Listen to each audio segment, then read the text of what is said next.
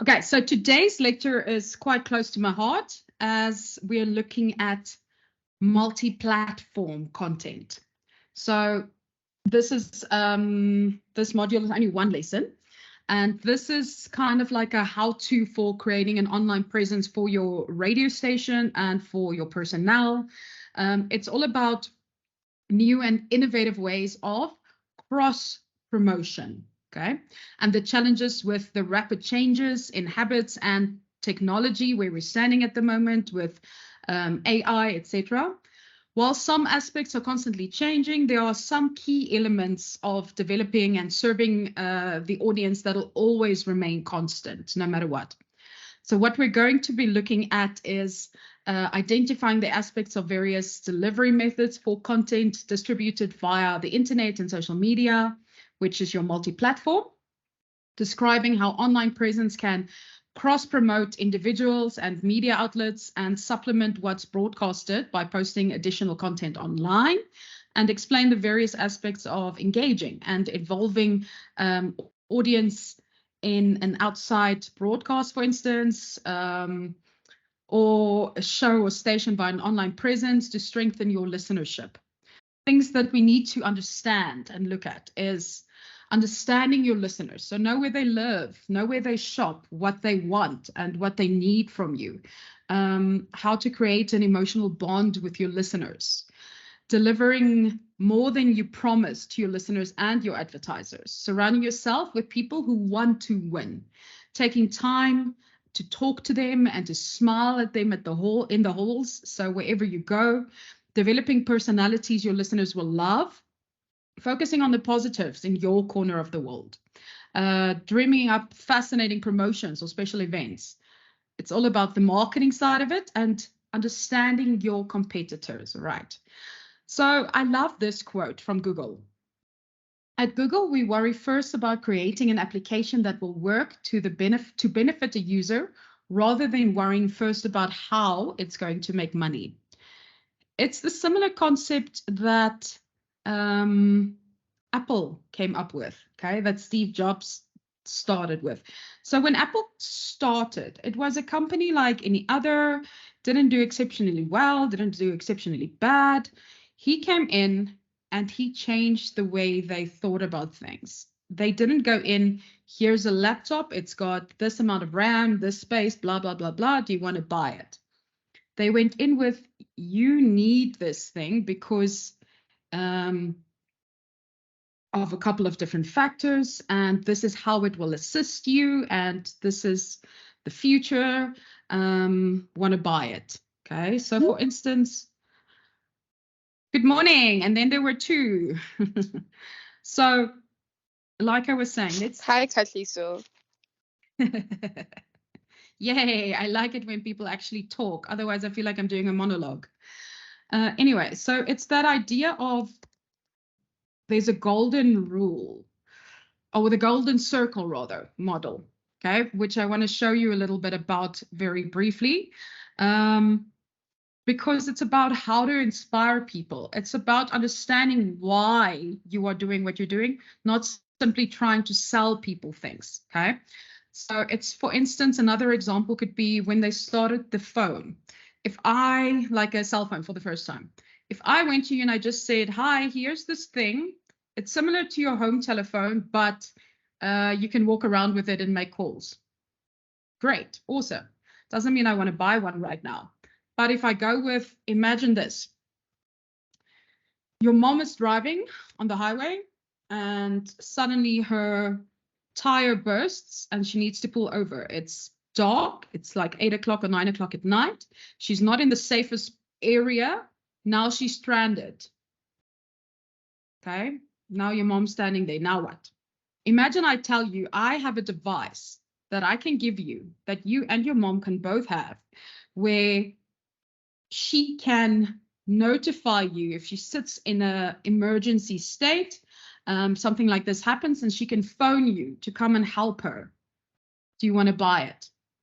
So it's about how do we change the mindset of saying simply, here is a device which I think you need, buy it, to explaining what problem it will solve for you at the end of the day, right? So before we carry on talking about audiovisual content or multi-platform content.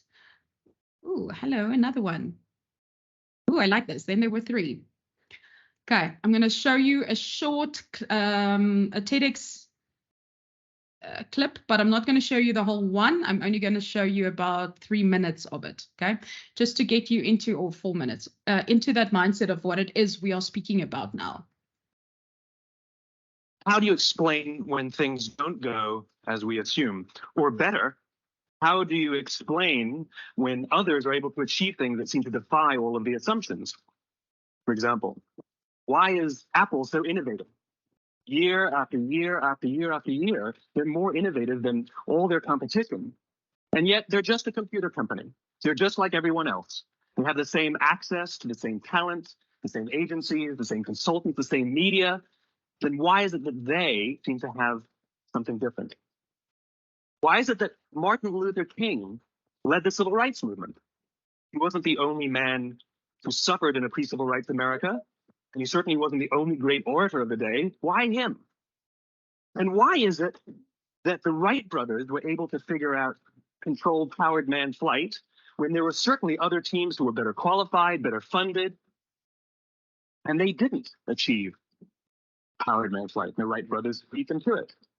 There's something else at play here. About 3.5 years ago, I made a discovery. And this discovery profoundly changed my view on how I thought the world would work, and it even profoundly changed the way in which I operated it.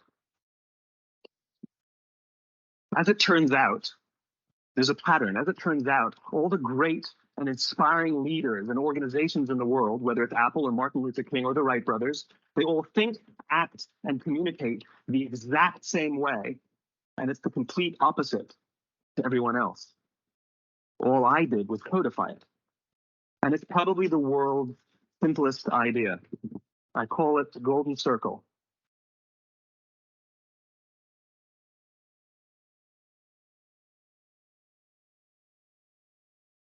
Why, how, what?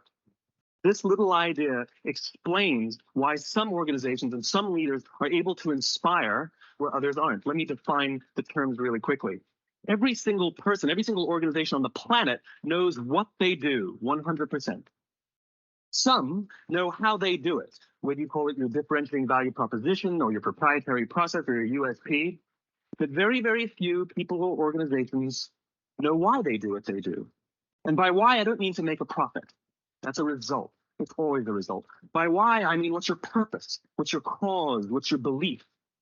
Why does your organization exist? Why do you get out of bed in the morning? And why should anyone care? Well, as a result, the way we think, the way we act, the way we communicate is from the outside in. It's obvious. We go from the clearest thing to the fuzziest thing. But the inspired leaders and the inspired organizations, regardless of their size, regardless of their industry, all think, act, and communicate from the inside out. Let me give you an example. I use Apple because they're easy to understand and everybody gets it. If Apple were like everyone else, a marketing message from them might sound like this. We make great computers. They're beautifully designed, simple to use, and user-friendly. Want to buy one? And that's how most of us communicate. That's how most marketing is done. That's how most sales is done. And that's how most of us communicate interpersonally. We say what we do. We say how we're different or how we're better, and we expect some sort of behavior, a purchase, a vote, something like that. Here's our new law firm. We have the best lawyers with the biggest clients. We have, we always perform for our clients, do business with us. Here's our new car. It gets great gas mileage. It has, leather seats. Buy our car. But it's uninspiring. Here's how Apple actually communicates. Everything we do, we believe in challenging the status quo. We believe in thinking differently. The way we challenge the status quo is by making our products beautifully designed, simple to use, and user-friendly. We just happen to make great computers. Want to buy one? Totally different, right? You ready to buy a computer from me? All I did was reverse the order of the information. What it proves to us is that people don't buy what you do, people buy why you do it. People don't buy what you do, they buy why you do it. This explains why every single person in this room perfectly comfortable buying a computer from Apple. But we're also perfectly comfortable buying an MP3 player from Apple, or a phone from Apple, or a DVR from Apple. But as I said before, Apple's just a computer company. There's nothing that distinguishes them structurally from any of their competitors. Their competitors are all equally qualified to make all of these products. In fact, they tried. A few years ago, Gateway came out with flat screen TVs. They're eminently qualified to make flat screen TVs. They've been making flat screen monitors for years. Nobody bought one.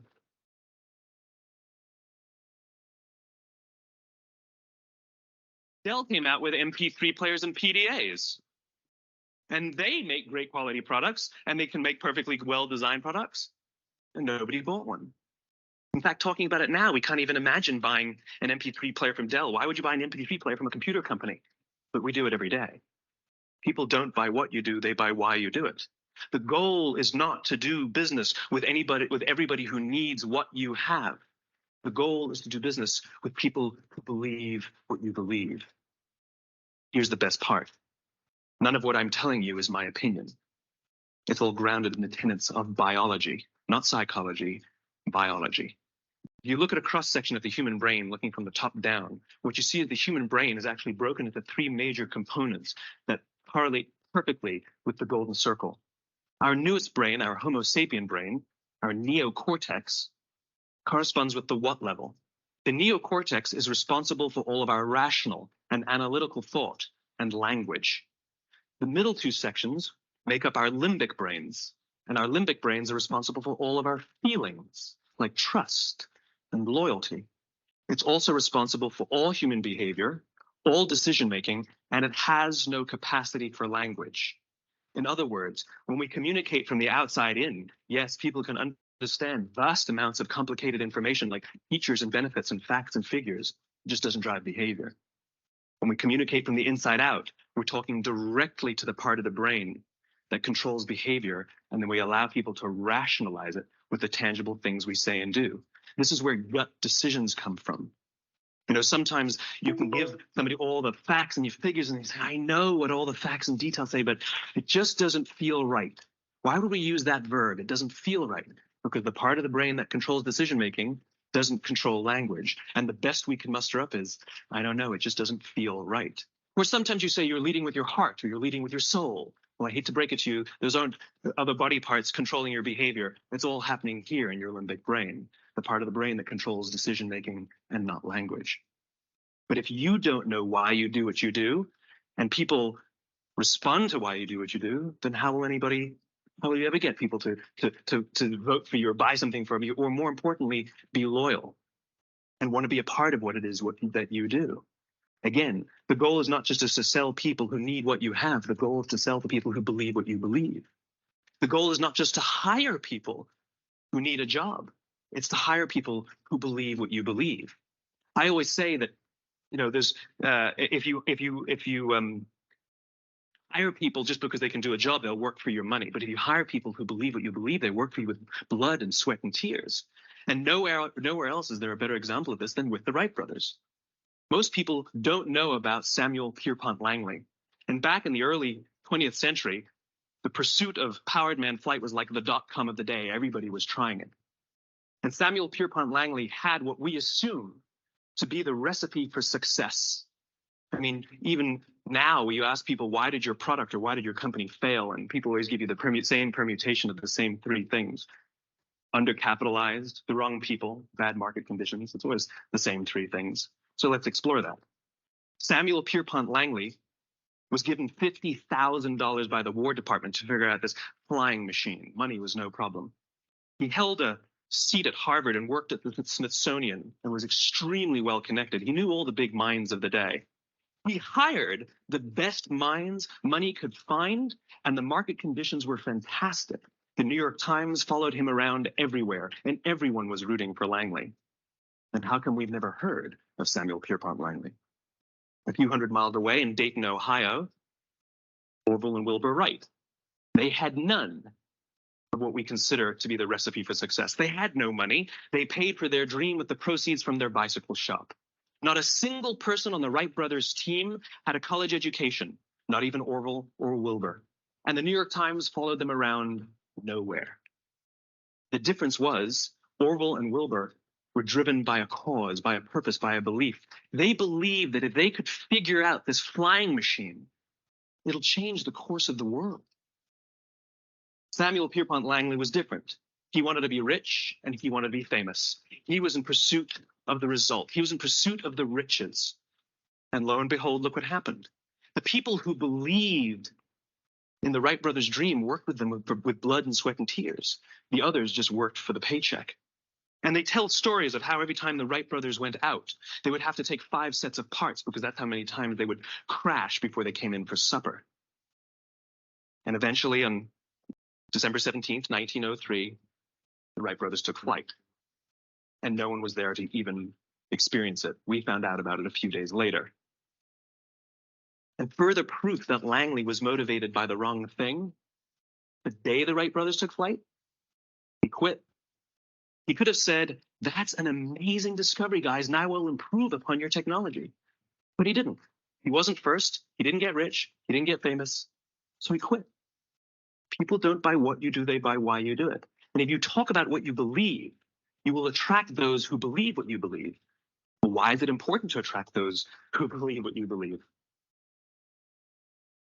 Something called the law of diffusion of innovation. And if you don't know the law, you definitely know the terminology. The first 2.5% of our population are our innovators. The next 13.5% of our population are our early adopters. The next 34% are your early majority, your late majority, and your laggards. The only reason these people buy touch-tone phones is because you can't buy rotary phones anymore. We all sit at various places at various times on the scale, but what the law of diffusion of innovation tells us is that if you want mass market success or mass market acceptance of an idea, you cannot have it until you achieve this tipping point between 15 and 18% market penetration, and then the system tips. And I love asking businesses, what's your conversion on new business? And they love to tell you, oh, it's about 10% proudly. Well, you can trip over 10% of the customers. We all have about 10% who just get it. That's how we describe them, right? That's like that gut feeling. Oh, they just get it. The problem is, how do you find the ones that just get it before you're doing business with them versus the ones who don't get it?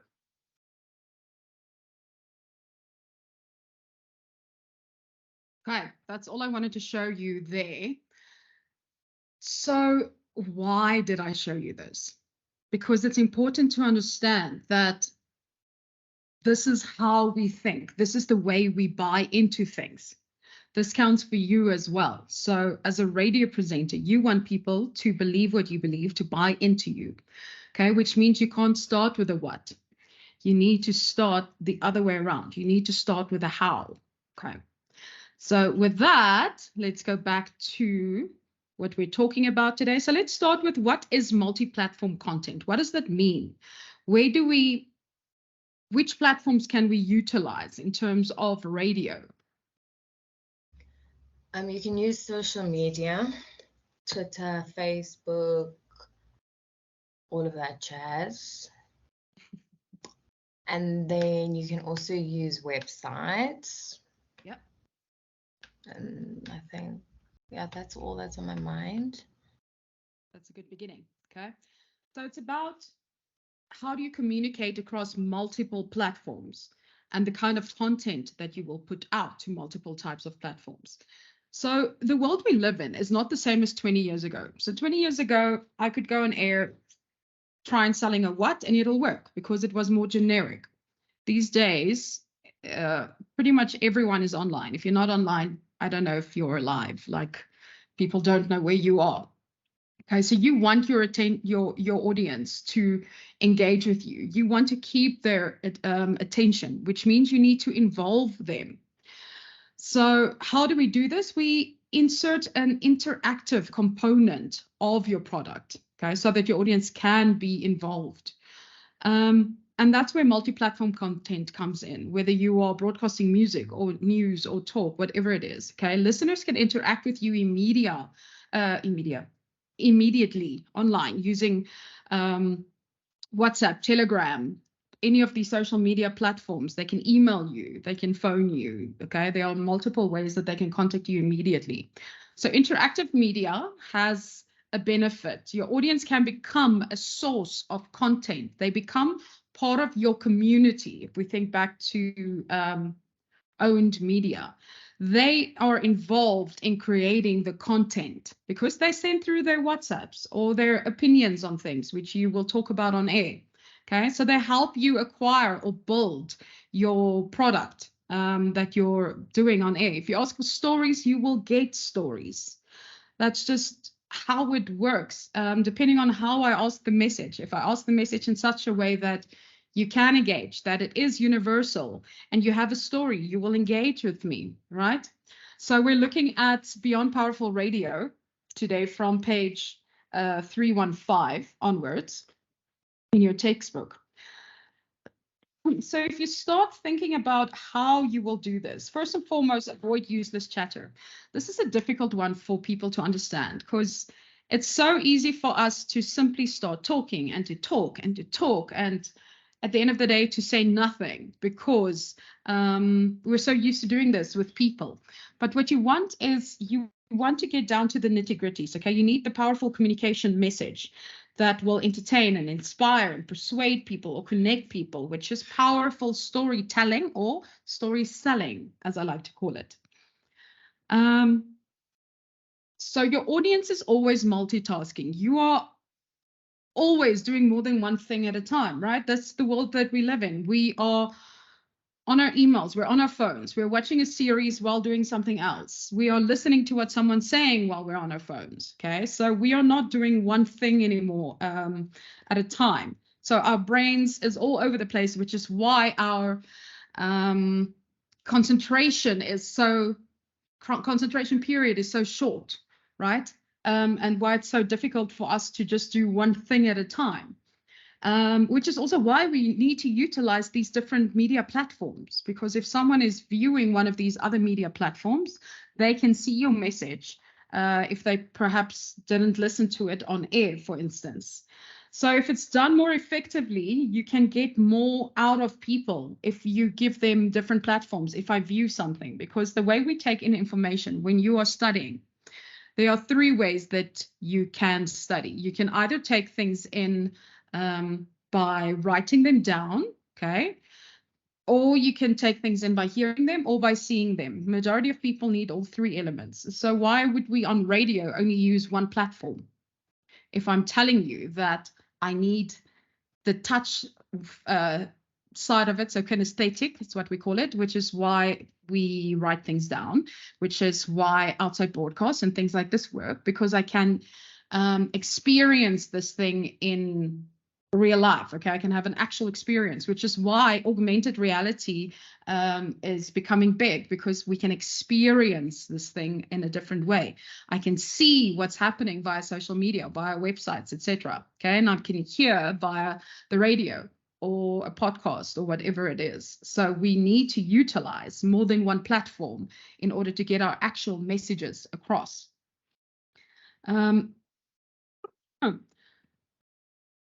So how will your audience find you? How will they know where you are?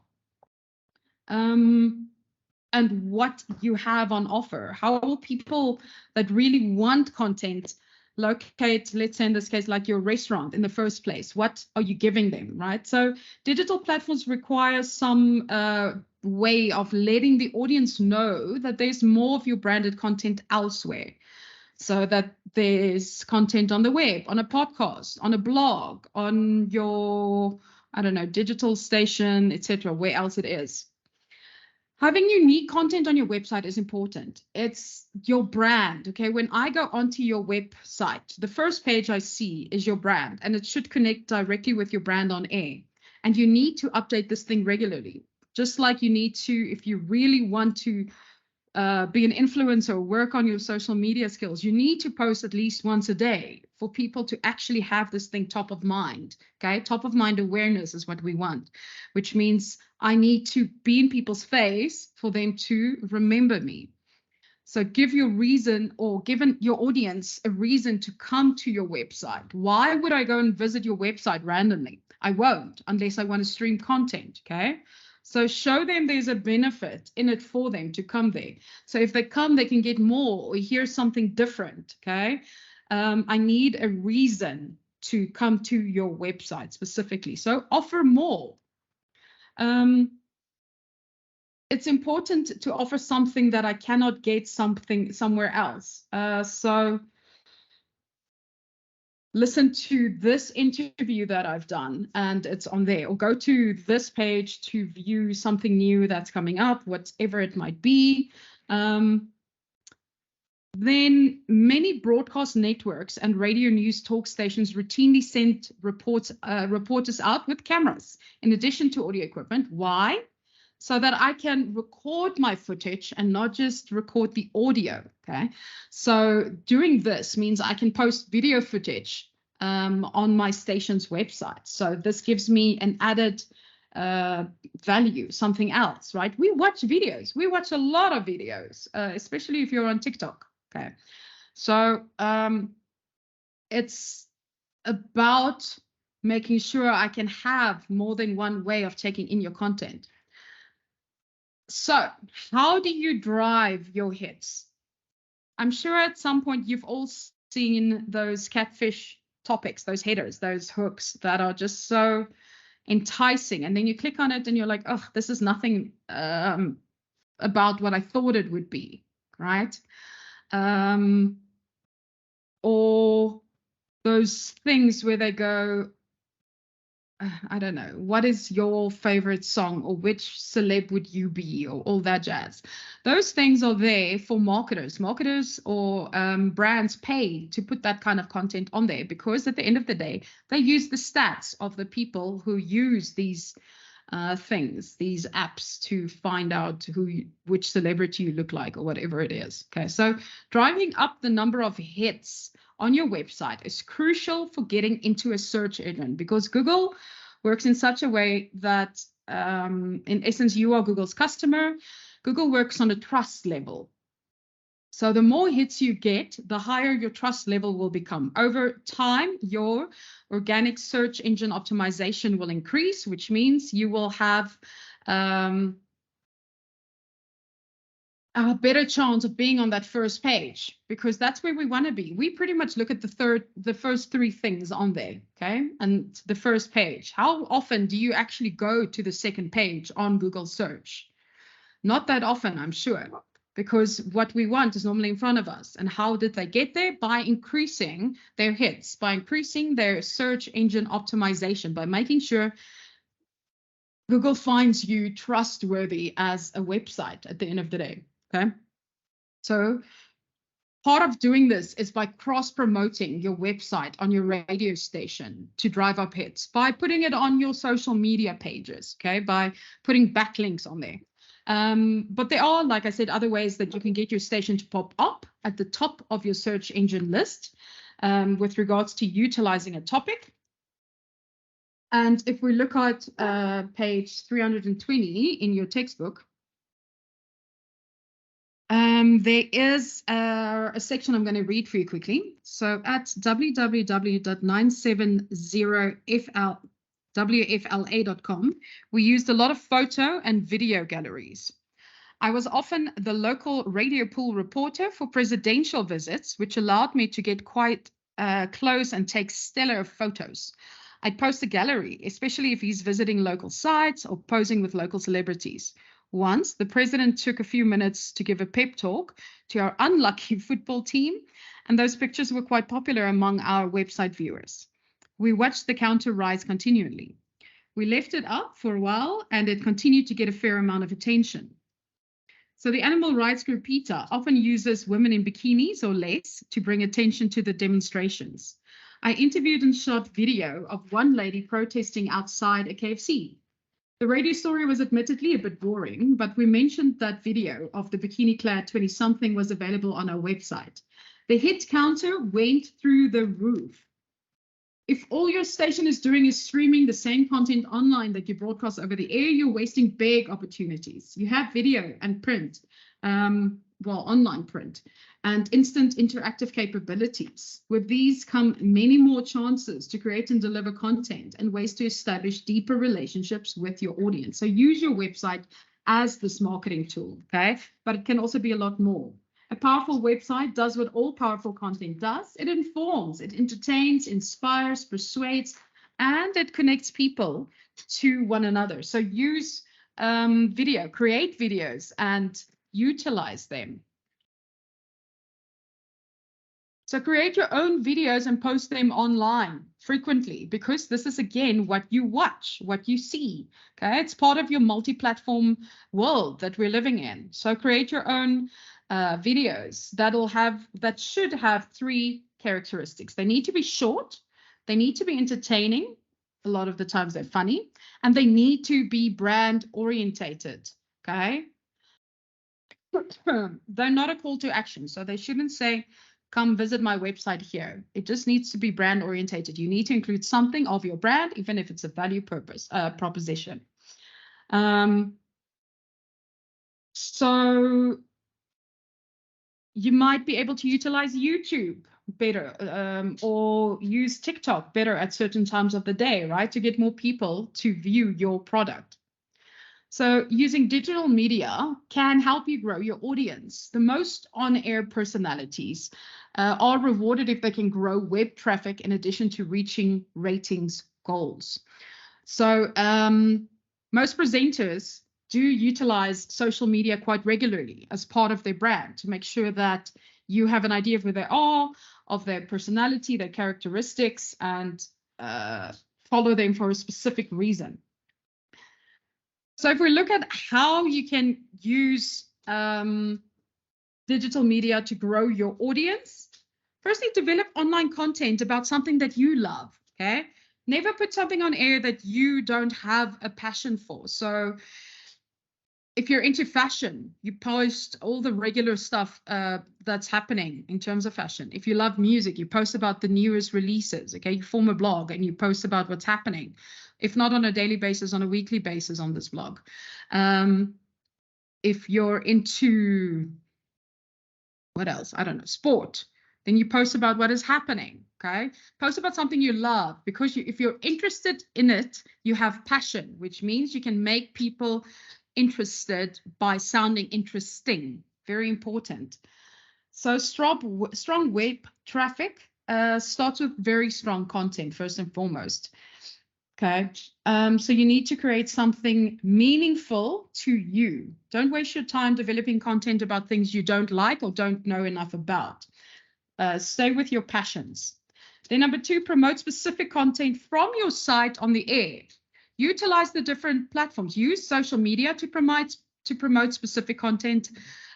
Use on air to promote specific content that you are posting. Okay, what is on your website today that's fresh, that's new, that's exciting, that is relatable to your audience? So then you can easily cross-promote that kind of content, okay? So consider creating an opportunity for your website to record and go live on air each day with a promo, letting your audience know what's on your site today. Sorry, my dog's asking attention here next to me. So in essence, what you can do is pretty much anything, all right? You can even have that section live on your website each day to say, this is what's new on my website, but then afterwards you take the content and you can post it elsewhere. So you keep cross-promoting using all your platforms that you own. Optimize your site's keywords and metadata to increase referred traffic from a search engine. So this is where your search engine optimization comes in, and keyword searching. So you can pay for certain keywords, and you can use certain keywords on Google search to make sure that people can find your website easier, okay? So make sure your website's meta tags are completed properly. So these are the keywords and descriptions of the content that's found within your website that is hidden in every website's code, okay? So it's in part of your coding. Also, be sure that your site has a Google site map. Make sure it's on Google. Use things like SEO ranking monitors to see how you are ranking as a website. There's a lot of these things you can do. Most important thing here is to realize you can't only be an expert in radio, for instance. You need to understand how everything else comes together within this radio station, because it's long gone are the days that radio is only radio, okay? Let me give you an example of something that I did this morning, yesterday, which is also why I look the way I look. No makeup, because I've been working on a campaign. And this is the elements that they are using. So in essence, what it is, it's seen as a radio campaign, but I want to show you all the other elements that we are using within this radio campaign. So we're using a lot of radio stations, okay? So Metro, Lesedi, Motsoeneng, Ukhozi, Umhlobo, Capricorn, Gagazi, Heart, and Josie. But what I want you to see is what it is that we're doing. So firstly, we're doing an outside broadcast, okay? Then we're doing a sponsorship, but that sponsorship entails a couple of other elements. Where are they now? So this is the breakdown pretty much, okay? So you can see a lot of on-air elements, but then we're doing social media posts. We're utilizing their website in terms of having a page. We're putting on banners. We're putting on header leaderboards and other ads, okay, within this thing. And on top of this, we're doing power spots, which are endorsed, and we're getting the presenters to post about this content on their personal social media platforms, okay? So we are incorporating on the ground, okay, outside broadcast, so that you can get that kinesthetic feel. We're incorporating on air so that you can hear. But apart from that, we are doing online things via social media and digital, in essence, so that you can get an overall great feel of this campaign. Okay, so this is a radio campaign, but it's a multi-platform campaign across different radio stations, utilizing all the elements that they have at their disposal. Okay, so to give you an idea, so that is how we are utilizing content these days. We are not just simply putting it on one platform. We're putting it across the board on all the different platforms that you have, so that I can make sure to have maximum reach potential, so that the maximum amount of people can see my brand and hear my brand and hear the stories we're talking about. The same thing with another campaign we're doing now. Same thing, it's going to be on air, but there will be live musicians recorded in studio, and that content will live on a radio station's website. It'll live on the brand's website. It'll live on YouTube. It'll live on social media. It'll be on TikTok. Okay, so we are using what we have at our disposal to make sure to get as much traction as possible for this campaign. To get more page views of each visitor who comes to your site. So when someone lands on your website, make sure that they are easily enticed to view other content and information, hence why your homepage is so important. You want to increase what we call the stickiness, so how long someone stays on your website versus your bounce rate, which means before 30 seconds are done or in 30 seconds, people are over your website and they leave it. Okay, you want to increase your stickiness, decrease your bounce rates. So make sure your site is user-friendly. It's easy to navigate. Each page needs to have a clear path to go deeper into the website to get more information. So the average amount of page views for any visit on any website is 3. Okay, so the key golden number on anything is 3. So if you can get more than 3 page views per visitor, your site is above average above average overall. Okay, so that's really important for us. So it means if I go onto your website, I need to click on 3 things at the top for me to have a website that's above average, right? Which is what you want, because then you can add more sponsorship opportunities, which increases more impressions. Just don't put on too much, because then you will lose people again on the other side of that, right? So then we get to streaming. So if you're streaming, there is a way to grow your online audience, or if you have streaming websites. First and foremost, make your listen live button obvious and clearly placed. I get super annoyed when I need to listen to a radio station and I can't easily find their stream live button, okay? It needs to be very obvious because that's the reason majority of people will go onto your website. So make it easy for your audience to find your stream. Place a listen live button on there. Otherwise, you might lose their tune in.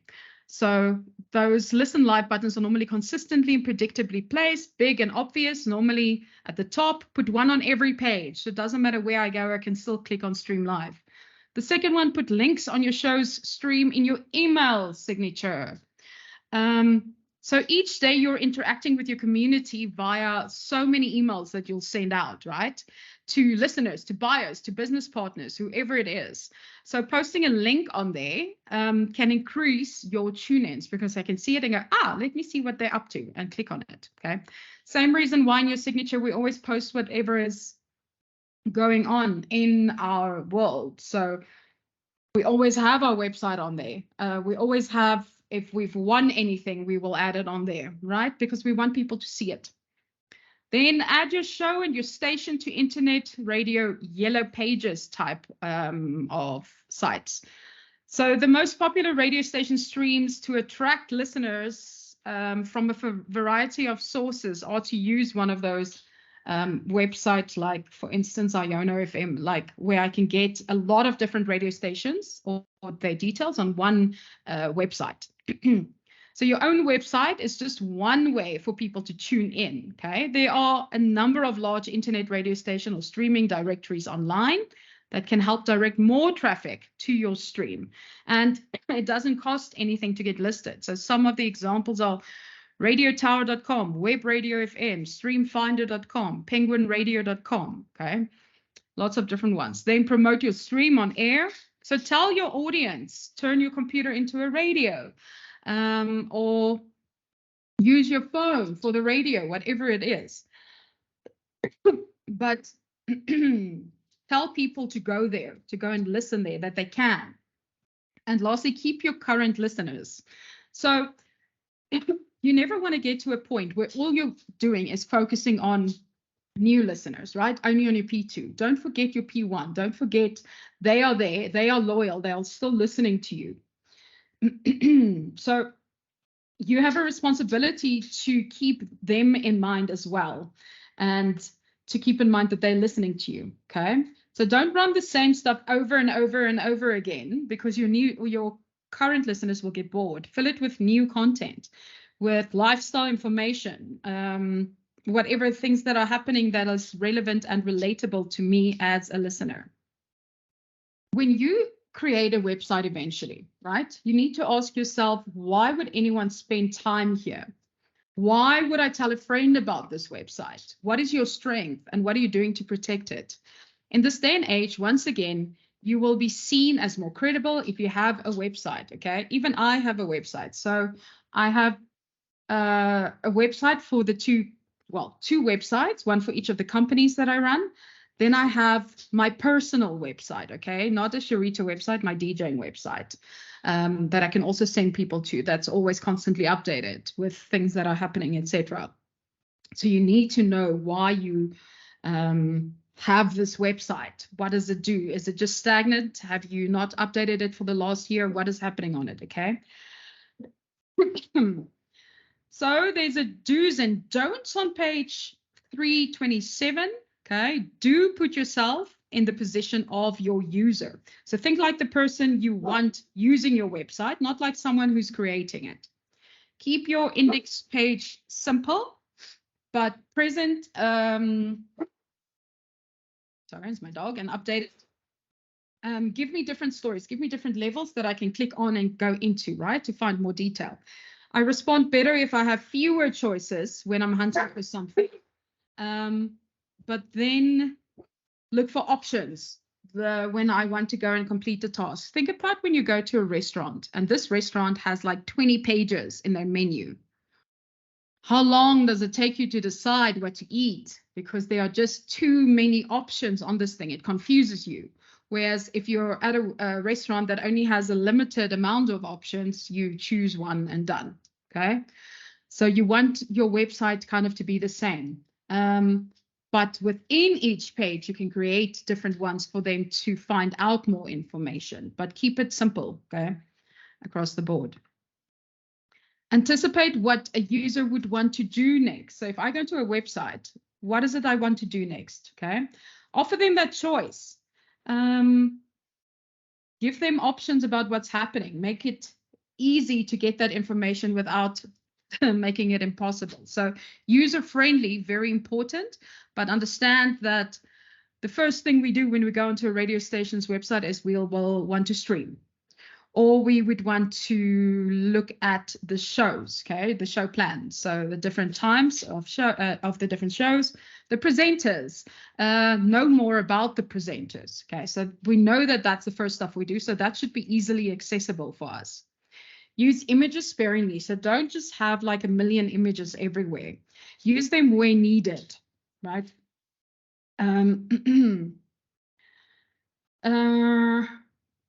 Yeah, users tend to ignore larger images and are more likely to click on the text links. We do that.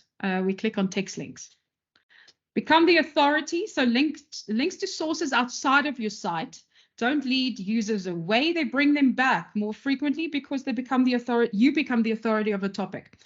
So if you are creating specific content that there are other websites for that, you can lead them to do that, because as much as they click on it and they go there to go and read that article, at the end of the day, you will be seen as the expert, okay, on this content field. Use other medium platforms. We know this, okay? Utilize everything else. Make sure everything is mobile friendly first and foremost, okay? Website doesn't just, when you create it on a computer, it's not naturally just mobile friendly. You need to create it to be mobile friendly as well, okay? Make sure that you utilize other social media platforms, all social media platforms that you make use of, that you can use your website on, or rather place content of your website on. Optimize your site for search. We've mentioned that, because you're much more likely to get traffic as a result of search than by browsing. So make sure that if I put in a name, radio, that you pop up first, because we search things and then we click on it. We don't browse to click on things, right? So it's important that your search is updated. But then if you try to look at the don'ts, don't try to be everything to everyone, because then you end up being nothing to no one, as I always tell you, okay? Don't apply linear thinking to a non-linear medium. So don't apply radio talk to a website, for instance. Okay, you should always, as a listener, or as a viewer rather, feel in control of your experience, okay? Try to be like an electronic newspaper. So I give you updated information that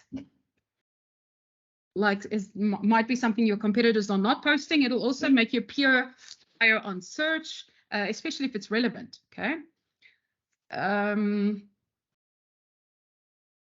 Oh, hold on, I miscommunicated that to you. So don't try to be an electronic newspaper. So don't have everything on there. You need to have what is important, what is up-to-date information. But don't divide your website into these hierarchy sections, that here's sport, here's news, here's arts, here's culture, etc. Okay?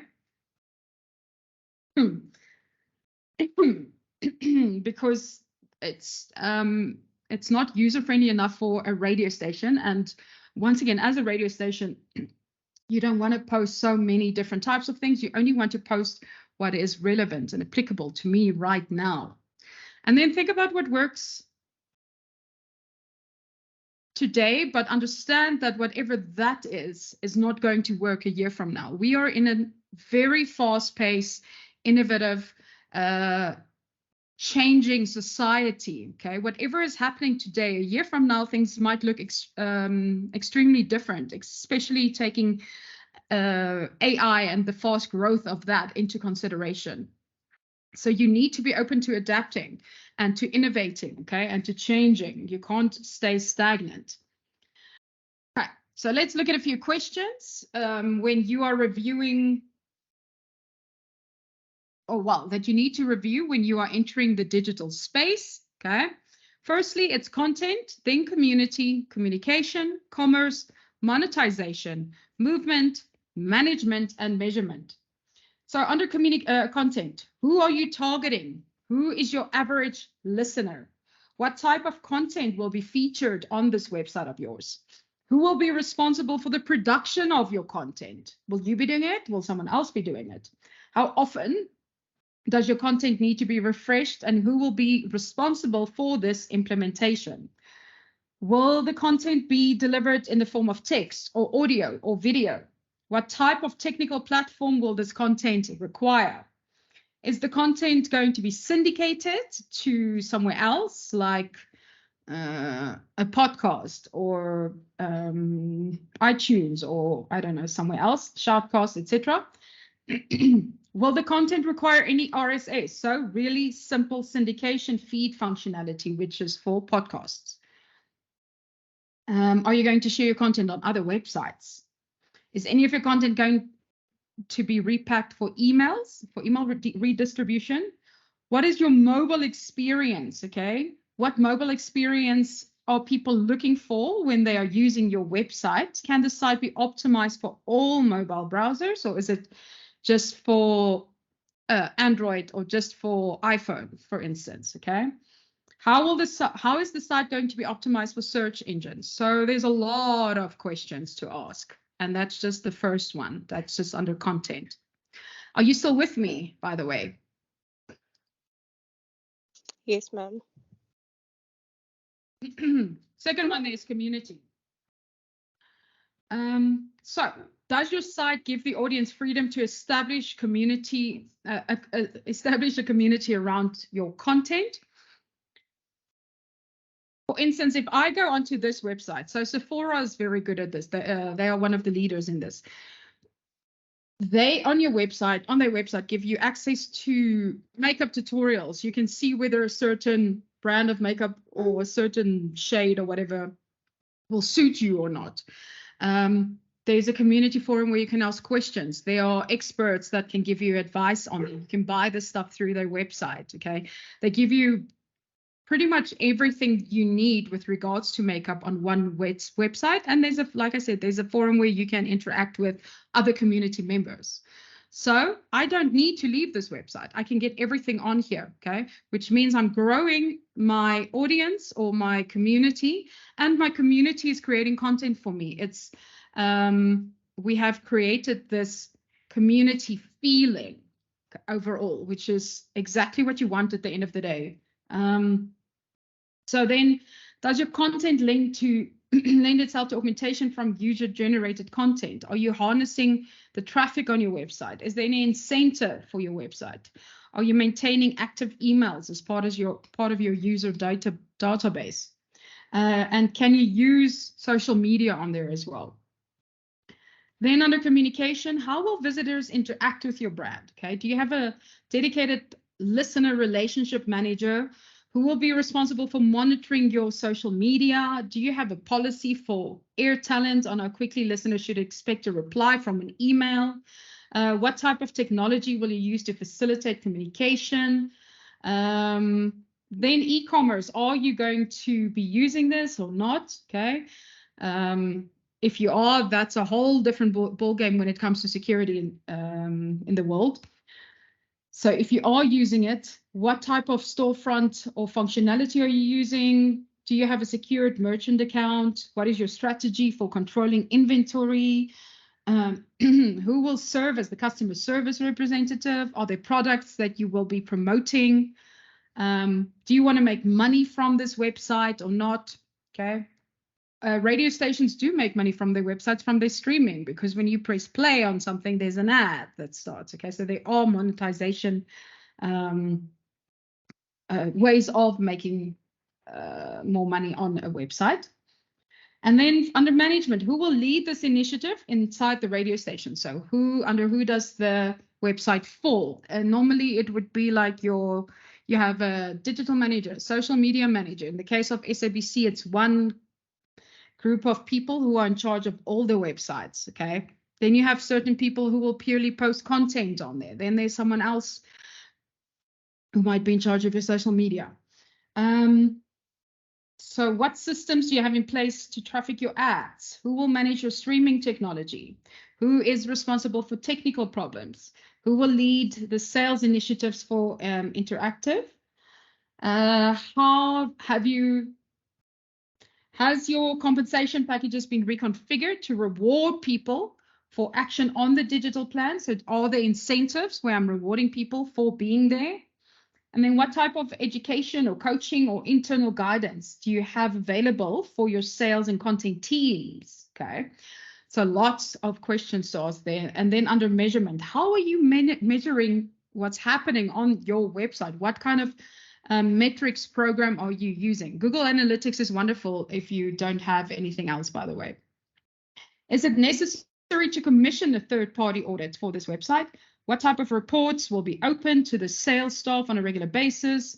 How often will your consultants review your metrics? So again, your stats. Have you set up a system for regular audits for any one of your for your websites? Okay, so there's a lot of stuff that you need to look at and remember in terms of a website when you start a website. It's not just as simple as creating a WordPress document and there you go, right? So once again, well, the next thing then, if we look at podcasts, right? Podcasts have been coming in. Are podcasts negatively affecting radio stations? No, they're not. Do a podcast and a radio station have the same website? The same audience?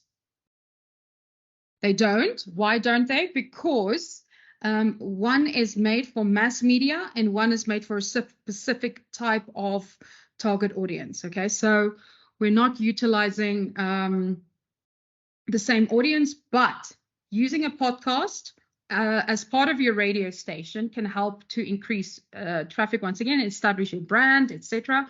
So we're using that a lot more. So we're getting a lot more interaction via blogs. Okay. So then just quickly, the top 10 tips on blogging. Firstly, set aside a regular time to write your blog. Once you start writing, you have to keep writing. Okay, you need to be consistent in your delivery. Be prepared to answer emails in response to your comments. Let listeners feel like they're missing something if they don't visit your website regularly. Be open and honest. Remember that anything you write is open to the world. Once you've posted something, there's no taking it back. Unless you're saying clearly that you're doing it, don't use your blog as a means of promoting products or services. Do feel free to let listeners know where you're going to be appearing publicly and invite them to join you. Write about you, but write about them too. So remember, a listener has an ego, okay? It's all about me. So don't just write about you, include them in it, and then keep it real. All right. So keep it simple. Be clear about why you're using social media when it comes to your social media pages. Set your own goals. Manage your expectation from the beginning. So your typical goals is to build relationships, to increase your SEO, okay? Growing your targeted following and owning the story online. So coming up with real content that's yours, personal content. So before you start, create a business plan that defines your target audience so that you know who you're talking to. Understand your purpose. Why are you creating this website, these social media pages? If you're driving traffic to a website, make sure it's in aesthetic shape. So make sure I can clearly define your brand when I go onto your website. Make sure it looks clear and simple to navigate, etc. Okay. Your sociality should reflect you. So whoever you are on social media should be who you are in real life. So don't have a fake personality online. Whoever you are on air is who you should be via your social media, should be who you are in real life. Okay, so your own person. Content is king and context is queen. So post content, but don't post random stuff. Post stuff that speaks to your brand, that you are passionate about, that people can relate to and engage with. Okay, speak with your audience, not at them. Never. Same as on air. I speak with you. I'm talking to you at the moment, but normally I speak to with you and not at you. So I don't just stand spewing stuff at you. Right. So social media tips. Don't write anonymously or use an avatar or username that cloaks your real identity. You are responsible for everything you say. Okay. So commenting or blogging anonymously compromises this core principle. Remember that what's posted online is open to the public. Personal and professional lives merge online. This is what happens. So whatever you say, on which platform you say, your words are becoming a direct extension of the company that you work for. Keep this in mind for when you work for a radio station. Whatever you say in your personal capacity can be used against you, okay? Because it's part of your, you are extending to them as a station. Avoid posting photos or any content on any website, blog, social media, etc., that might embarrass you or undermine you as a radio presenter or a journalist, etc. Okay, you might think something is fun now, but 10 years down the line, it might come back to haunt you.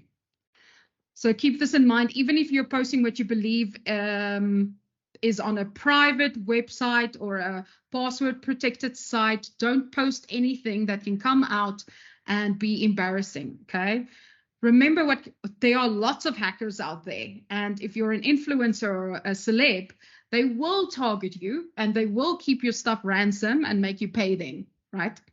So consider this always when you're taking pictures of yourself at a social gathering. For instance, if you have a very serious brand and I don't know, you talk about serious stuff, don't have a picture of you passed out with some sort of a drink in your hand that people post of you online, for instance, okay? Because it will undermine your credibility.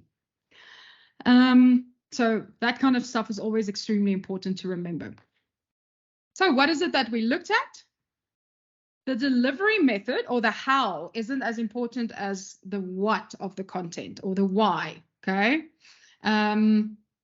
So you need to remember, you need to know what it is you're posting and why it is that you're posting it more than how you're posting it. Evolving the audience is still key to growing it. You need to involve me in order to have me be loyal, in order to increase my word of mouth, etc. Your cross-platform content must be powerfully communicated in a way that informs, entertains, inspires, persuades, or connects with people. Discuss the many new and developing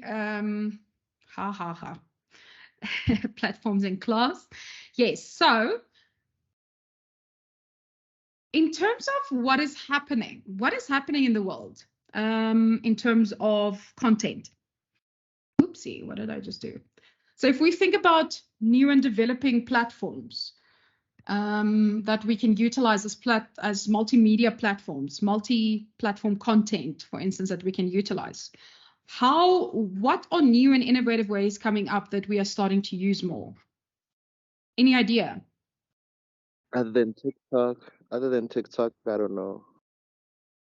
Other than TikTok, you don't know. All right. So there's an article I want to show you that you need to be aware of, which I find fascinating. Right. So BBC Radio did a documentary that was delivered by ChatGPT. Okay. Now on the 6th of March. So what does this thing say? What would a documentary made by ChatGPT sound like? This is it. Well, with a bit of human help still. Okay, so they have a journalist who explores the immeasurable possibilities of sophisticated AI technology and how it will change our lives. From doing, obviously, we've seen this, students' essays, to writing films, diagnosing health conditions, to customer service. All right. So they have pitted their own journalistic skills against the technology, okay, against ChatGPT to see what they can do, the one or the other. And then she speaks to experts about this. And then they speak about the problems that it has. Yes, it can summarize reams of material in seconds, but it does get things wrong. There are also questions about its ethics, its bias, and identifying the sources of the material that it generates. So Laura explores how this type of AI could transform job roles, creative output, the ways of thinking we once thought could only ever be performed by human minds. So this is an interesting one, and I'd urge you to go and listen to it because we're entering a new realm with AI. So that for me is legitimately the most innovating next step of, I guess, creating content around the world, and not to be threatened by it, because it won't take over your job as a presenter, but rather how you can utilize it in such a way that you are not breaking any rules in terms of ethics, and that you're not plagiarizing, etc. Okay, so that for me is the big new platform to look into and to keep your eye on to see what's going to happen. And then, what is happening here? This is content. So content is king, okay? It still applies to multi-platform content, but context is queen. Keep in mind the content that you're using and the platform that you are using this content on, because it will differ. It won't be the same content, exactly the same on all the different platforms, all right?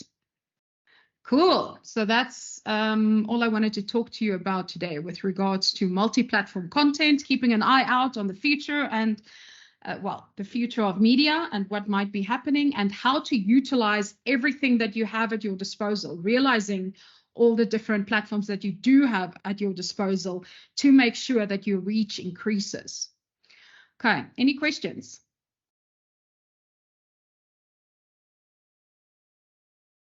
Ma'am, I don't have a question about this class, but I just have a question for the assignment.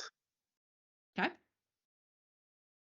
For the first question, they asked like simple questions like the target audience of a radio station and like reference it. My question is the referencing part, because the question starts with BSc research, da da da. So there are certain things like the type of content or the type, because after they ask the target audience, so they ask like what kind of presenters the target audience want. This is information that I can't find on like a research website and whatnot. So like when they say reference your answer, do they actually want a credible source, or I could just say because I listened to it, this is what I like, putting pieces together type of thing? Look, ideally, I want actual references because I want to see where you found the information that you are talking about.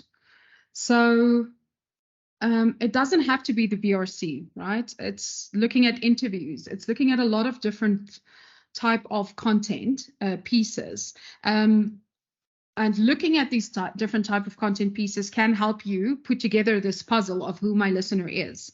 So it doesn't have to be one website that says my target audience is this, listening to this kind of stuff. You can say that from listening to their website and the features or the podcasts on their website.